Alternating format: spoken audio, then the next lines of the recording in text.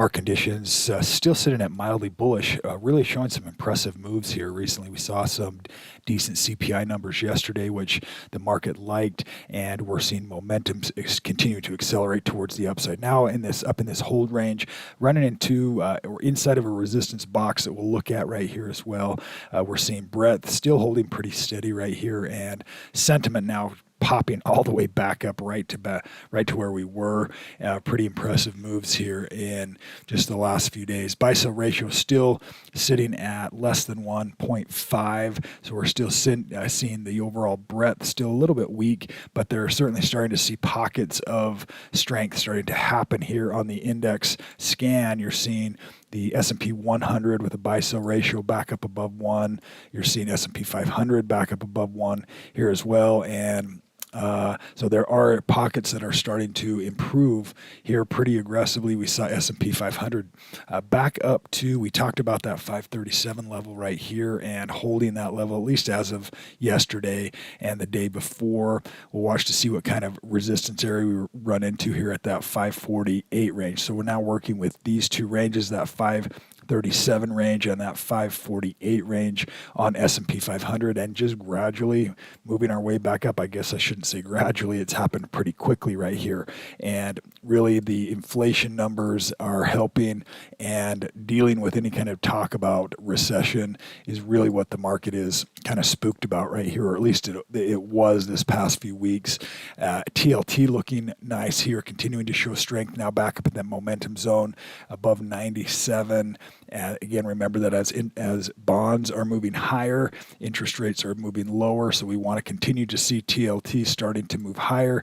That will give us anticipation that the bond market is still considering that the Fed is going to cut, and increasing probabilities of that happening, particularly if inflation is continuing to lower and there's not real signs of recession happening. Again, if those two things start to happen, markets are going to continue to move higher.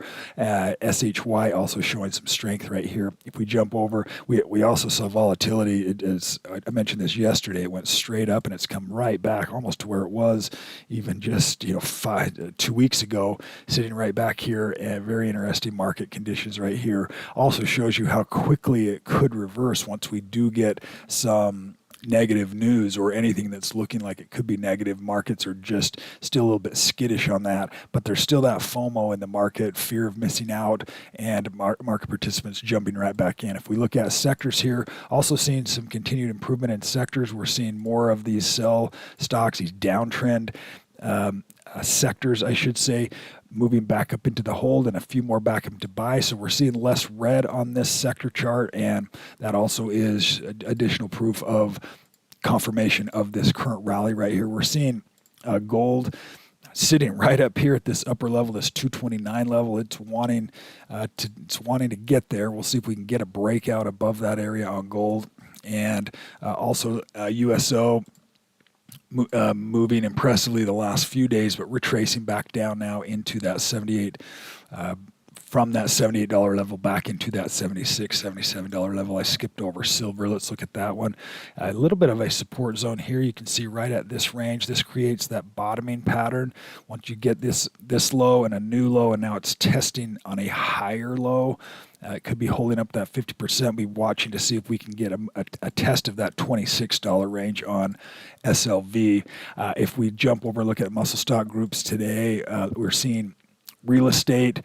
Again, that's interest rate sensitive stock right here. Nice tight consolidation, basing pattern in the momentum zone above that 236, just kind of squeezing everything right here, and a possible breakout opportunity building for REAX. Also seeing pharmaceuticals, Eli Lilly, which has been a big mover here in the last few sessions, and also Teva Pharmaceuticals having a real nice confirmation bar, increased volume there as well.